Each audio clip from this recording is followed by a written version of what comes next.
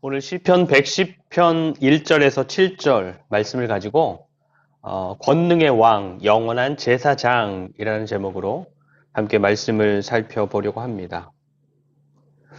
여러분, 우리가 믿는 예수 그리스도는 완전하신 하나님이시면서 동시에 완전한 인간으로 우리에게 오셨습니다.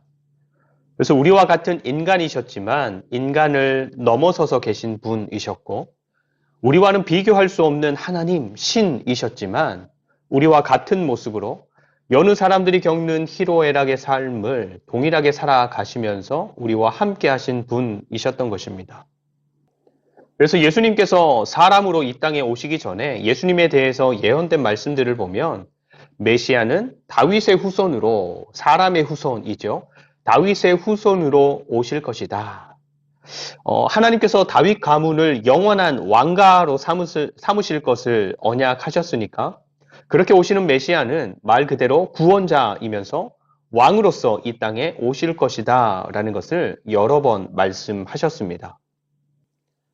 그래서 대대손손 이어져서 메시아, 구원자를 낳게 되는 다윗 왕가가 하나님의 백성들의 삶 속에서 어떤 역할을 하는지를 주제로 다루는 그런 시들이 성경에 여러 편 있는데, 그런 시들을 제왕시라고 분류를 합니다. 제왕시. 그래서 하나님의 백성들이 믿음으로 이런 시들을 노래하면서 하나님께서 다윗에게 주셨던 약속을 기억하면서 기리고 또 메시아가 오셔서 성취할 것들을 갈망하고, 또 하나님의 백성으로서 자기들에게 주신 소명에 신실하게 반응하는 삶을 살아갈 것을 이런 시편들을 노래하면서 다짐하는 것입니다. 하나님의 백성들에게 있어서 굉장히 중요한 시편이지요. 노래하면서 기억하고 또 성취를 갈망하고 신실한 삶을 다짐하고, 그렇죠? 오늘 우리가 읽은 이 시편이 바로 그런 시편인데, 여러분, 이렇게 중요한 오늘 시편의 말씀이 좀 익숙하십니까? 많이 들어보셨어요? 3절의 말씀은 굉장히 익숙하죠. 3절. 주의 권능의 날에 주의 백성들이 거룩한 옷을 입고 즐거이 헌신하니 새벽 이슬 같은 주의 청년들이 주께 나오는도다. 이 3절의 나레이션 후에 새벽 이슬 같은, 그죠? 그렇게 시작하죠. 이 노래예요. 근데 다른 부분들은 시편 1편 복 있는 사람은 악인들의 꾀를 따르지 아니하며, 아니면 시편 23편 여호와는 나의 목자시니, 이런 시편들보다는 덜 익숙합니다. 다른 부분들은. 근데 신약 성경에서 인용한 것으로 치면 가장 많이 인용된 시편의 시가 바로 오늘 110편의 시입니다. 복음서에서 예수님께서도 인용하셨고, 사도행전에서 베드로도 인용했고요. 또 고린도전서, 에베소서, 골로새서 등등 여러 서신서들에 인용된 시편이 바로 오늘 시편의 말씀인 것입니다. 먼저 1절 말씀부터 한번 보도록 하겠습니다. 1절. 여호와께서 내 주에게 말씀하시기를 내가 내 원수들로 내 발판이 되게 하기까지 너는 내 오른쪽에 앉아 있으라 하셨도다. 아멘. 예수님께서 마태복음 22장에서 지금 이 말씀을 인용하셨어요. 그때 상황이 어떤 상황이었냐 하면 율법에 정통한 사람들, 누구죠? 바리새인들. 바리새인들이 모여 있을 때 예수님께서 그 사람들에게 물으신 겁니다. 하나님의 말씀에 대해서 너무너무 잘 아는 당신들은 성경이 지속적으로 예언했던 그리스도, 메시아는 누구의 자손으로 오느냐 하는 것이었어요. 율법을 잘 아는 바리새인들 입장에서는 너무너무 쉬웠죠. 다윗의 자손입니다. 그러자 그 대답을 들으신 예수님께서 지금 이 시편의 말씀을 인용하시면서 말씀하시는 거예요. 그리스도가 다윗의 후손이면 어째서 다윗이 그리스도 메시아를 향해서 내 주라고 할 수 있느냐 하는 것이었습니다. 다윗이 성령에 감동이 되어서 오늘 이 시편의 말씀으로 노래하는 것인데, 여호와 하나님께서 내 주 그리스도를 모든 원수들이 굴복할 때까지 그 우편에 앉게 하셨다 하시는 겁니다. 다시 말하면 그리스도의 모든 원수들이 결국에는 정복되고 굴복될 것이다 하는 것이죠. 왜냐하면 온 세상의 주인 되시는 여호와 하나님께서 그리스도를 어디에 앉히셨어요? 하나님의 오른편. 하나님의 오른손, 뭐 오른편 이런 말들은 상징하는 바가 있어요. 뭔가 하면 힘, 권능, 능력 이런 것들을 상징합니다. 그래서 모든 하나님의 능력들이 그리스도를 통해서 원수들에게 사용될 것이기 때문에 비기거나 지거나 뭐 다른 결론을 생각할 수가 없다라는 것이죠. 여러분, 우리가 살아가는 세상은 변수들도 많고 불완전한 요소들도 많고 그래서 이렇게 될 수도 있고 저렇게 될 수도 있고 이것일 수도 있고 저것일 수도 있고 사실 뭐 이것이 결론입니다. 100%입니다. 라고 주장할 수 있는 것들을 찾을 수 없는 세상입니다. 그래서 이 사람이면 될 것 같았는데 오히려 그 사람 때문에 더 말썽이고 또 이것만 되면 다 잘 해결될 것 같았는데 더한 문제들이 기다리고 있고 뭐 끊임없이 고민하고 애쓰고 수고해야 되는 세상살이인 것이죠. 근데 하나님 편에서의 통치는 좀 다릅니다. 그 과정을 우리의 머리로 다 이해할 수는 없지만 세상의 주인 되신 하나님의 모든 능력과 모든 권능과 지혜가 우리가 믿고 우리가 따르는 예수 그리스도께 위임되어 있기 때문에 예수님의 뜻과 통치를 대적해서 일어나서 세상을 뒤흔들고 있는 모든 것들이 이 세상의 모든 불의와 모든 거짓과 모든 더러움과 악함이 결국에는 정복될 것이다. 정리될 것이다. 100% 그렇게 될 것이다. 말씀하시는 것입니다. 그래서 3절 주의 권능의 날에 주의 백성이 거룩한 옷을 입고 즐거이 헌신하니 새벽 이슬 같은 주의 청년들이 주께 나오는도다. 아멘. 여기에서 새벽 이슬 그리고 청년들이라는 말은 어떤 느낌을 줍니까? 어떤 느낌? 뭔가 좀 생기 있고 활력 있고 새롭고 희망을 주는 그런 느낌들을 주지 않습니까? 그래서 새벽 이슬 같은 주의 청년들이 주님께로 나온다라는 것은 예수님께서 권능으로 완전한 통치를 하시는 그날은 지금까지 우리가 알고 우리가 살아왔던 세상과는 다른 세상이리라. 다른 세상이 시작되리라. 펼쳐지리라 하는 것이죠. 세상의 통치자들이 나라를 통치하는 것과는 전혀 다른 삶이 시작될 것이다. 이런 말씀을 하고 계시는 것입니다. 근데 재미있는 표현 혹은 기대되고 소망되는 표현이 있어요. 뭔가 하면 즐거이 헌신하니 즐거이 헌신하니 주님께서 그 능력으로 다스리시는 나라는 섬기고 수고하고 헌신하는 것이 즐거운 나라이다.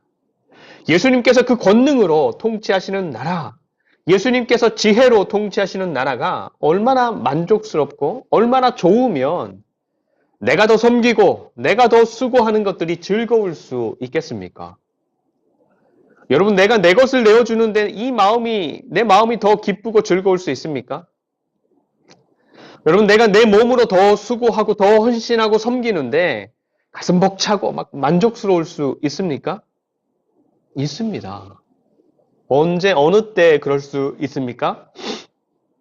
사랑하는 사람을 위해서 내어주고 사랑하는 사람을 위해서 수고하는 것들이 그럴 수 있습니다. 실제로 사랑하고 진실하게 사랑한다라는 것은 세상의 논리와 이치들을 뛰어넘는 힘이 있는 것입니다. 물론 우리가 이미 경험해봤던 사랑하는 관계에서 내어주고 수고하고 섬기는 것들은 왔다 갔다 좋기도 했지만 부담되기도 했고 즐겁기도 했지만 마냥 계속 즐겁지만은 않았던 그런 경험들이었죠.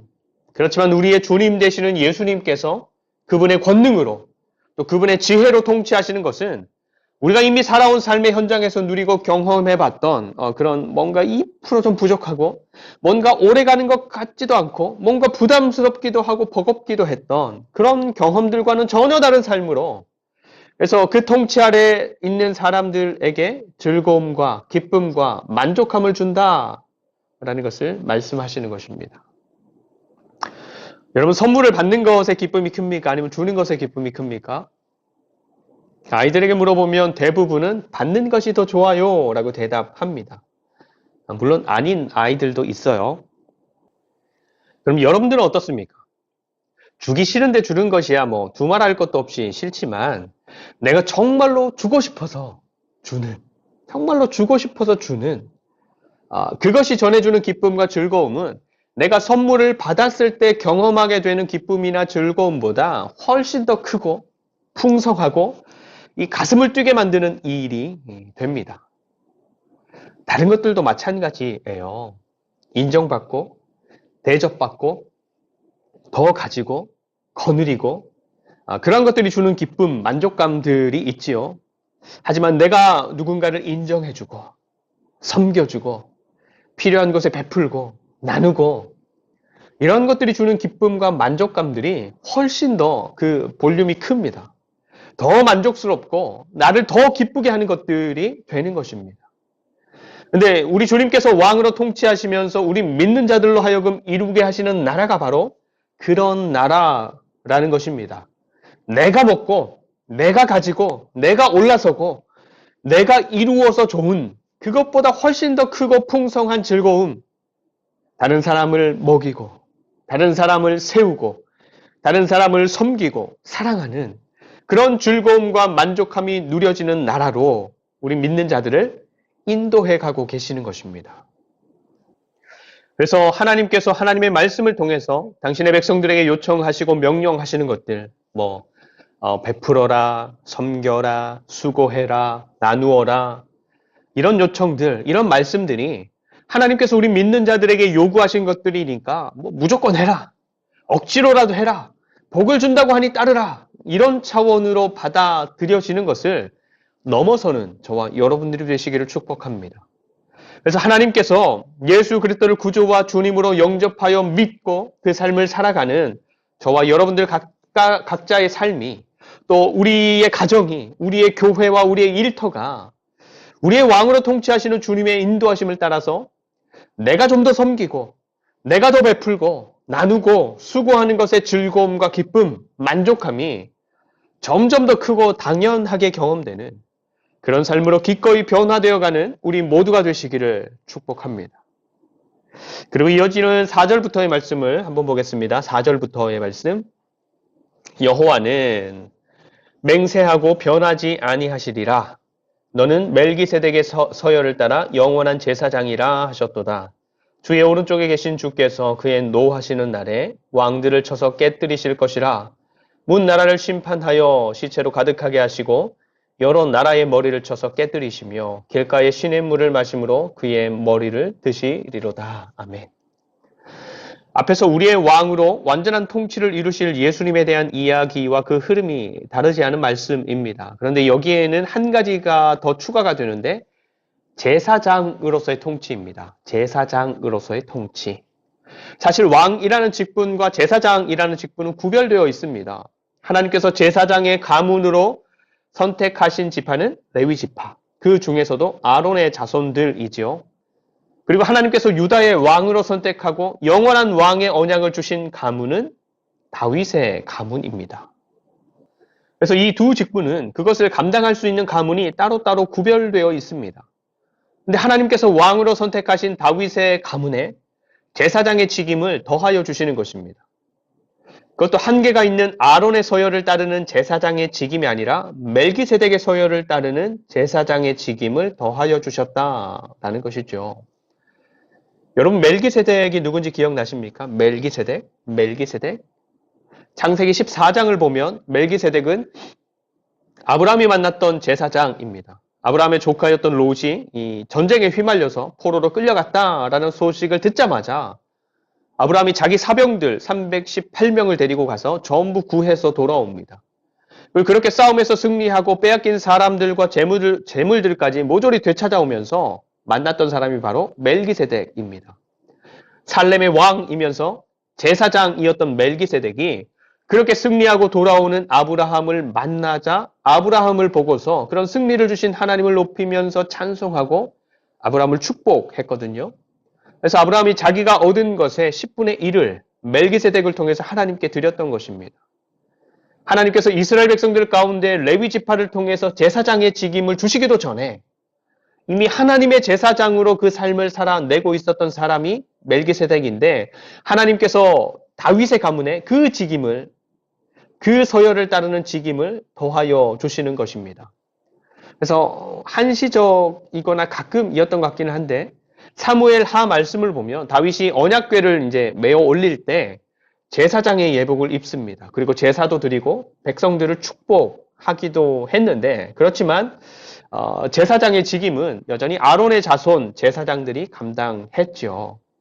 근데 다윗의 후손이면서 왕으로 또 영구적인 제사장으로서의 직임이 예수님에게서 비로소 이상적으로 실현되는 것입니다. 그래서 온 세상의 주인 되시는 하나님의 권능과 지혜를 가지고 왕으로서 그 온 세상을 통치하시는 예수님께서는 그 세상을 지켜보시면서 세밀하게 셈하시고 마지막에는 모든 것들을 하나님이 정한 기준대로 심판하시는데 하나님의 정의로움과 공의로움, 하나님의 정하신 기준 앞에서 온전할 수 있는 사람은 한 사람도 없지만 우리의 연약함을 아시고 우리의 부족함도 너무너무 잘 아시는 예수님께서 우리 믿는 자들을 대신해서 하나님의 그 공의로움을 받아내신 제사장이 되시기 때문에 우리는 우리의 삶을 하나님의 자녀로서 계속해서 이어갈 수 있는 것입니다. 여러분, 우리가 하나님의 자녀로서 또 하나님의 백성으로서 이 세상을 살아갈 수 있다라는 것은 정말로 복입니다. 어떤 것도 장담할 수 없는 세상을 살아가고 있기 때문에 이것도 가지고 저것도 이루어 놓고 다다익선으로 사람도 지위도 물질도 할 수 있는 한 넉넉하게 많이 높이 든든하게 해 놓아도 안심이 되지 않는 세상입니다. 자고 일어나면 경제가 어떻고 정치가 어떻고 하루 중에도 뭐 5만 가지의 사건 사고들이 일어나는 삶의 현장입니다. 근데 우리 그리스도인들은 우리 삶의 끝을 소망으로 영생으로 완전한 하나님 나라에서의 새로운 삶으로 확보해 놓고서 삶을 살아가는 사람들이잖아요. 그래서 지금처럼 나라가 어수선하면 우리의 삶도 영향을 받을 수 있고 우리의 마음도 복잡하고 어지러울 수 있습니다. 하지만 아주 낙심하거나 절망하거나 포기하거나 하지 않습니다. 또 몸이 연약해서 힘겨운 하루하루의 삶을 살아갈 수도 있고 또 세상이 주는 즐거움이나 편안함들을 다른 사람들보다 많이 누리지 못하는 삶을 살아갈 수도 있고 또 다른 사람들보다 더 많은 문제 속에서 더 많은 어려움들 속에서 살아갈 수도 있지만 우리는 우리의 왕이시고 제사장이신 예수 그리스도 안에서 이미 가지게 된 소망이 있기 때문에 견디고 인내하며 살아갈 수 있고 감사와 찬양 역시도 잃지 않을 수 있는 것입니다. 여러분 오늘 말씀에서 가르쳐 주시는 것처럼 하나님의 권능과 지혜로 통치하시는 예수 그리스도께서 지금 우리의 삶에서는 왕으로 정말로 왕으로 인정받고 있습니까? 더불어서 우리의 연약함을 너무너무 잘 아시고 또 우리의 부족함도 너무너무 잘 아셔서 헤아려 주시고 받아주시는 제사장 되신 예수님 앞에 우리는 정직하고 진실하게 우리의 삶을 내어드리고 있습니까? 우리의 왕으로 오셨고 또 우리를 위한 영원한 제사장으로 오신 예수님께서는 2000여 년 전에 이 땅에 오실 때에는 환영받지 못했습니다. 그런데 그럼에도 불구하고 기꺼이 오셨고 기꺼이 십자가 죽음을 감당하셨고 그래서 환영하지 않는 백성들의 왕이 되시고 환영하지 않는 백성들을 위한 영원한 제사장이 되시는 것을 싫어하거나 부끄러워하지 않으셨습니다. 그리고 오늘날을 살아가는 우리에게도 삶의 현장에서 우리의 왕으로서의 예수님을 우리의 제사장으로서의 예수님을 우리가 어떻게 인정하고 받아들일지를 계속해서 선택하라 말씀하시는 것입니다. 오늘은 대림절 네 번째 주일입니다.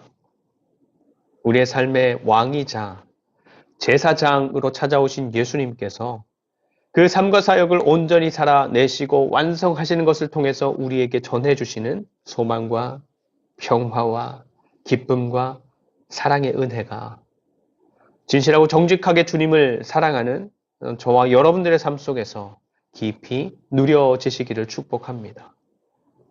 그래서 혼란하고 어두운 전국 속에서 세상을 밝히는 빛으로 더욱 빛나는 저와 여러분들의 삶이 되시기를 간절히 축원드립니다. 기도하겠습니다. 우리를 온전히 통치하실 왕으로 또 우리의 연약함과 부족함도 기꺼이 받아주실 제사장으로 우리에게 찾아오신 예수 그리스도를 환영합니다. 우리 주님과의 인격적인 관계를 열어가고 깊게 사귀어 갈 수 있도록 우리의 마음과 생각과 삶을 주장하여 주시고 그 진실하고 깊은 관계를 통해서 세상에서 얻을 수 없는 소망과 평안과 기쁨과 사랑을 누리고 베푸는 그런 자녀들이 되게 하여 주시옵소서. 혼란한 나라의 형편 속에 함께 하셔서 하루속히 안정을 찾게 하여 주시고 다시금 힘차게 달려가는 은혜를 누리게 하여 주시옵소서. 추운 날씨가 지속되는 연말입니다. 한 해를 잘 마무리하고 건강하게 새로운 한 해 또한 소망으로 맞이하게 하여 주시옵소서. 감사드리며 우리를 사랑하시는 예수 그리스도의 이름으로 간절히 축복하며 기도드립니다. 아멘.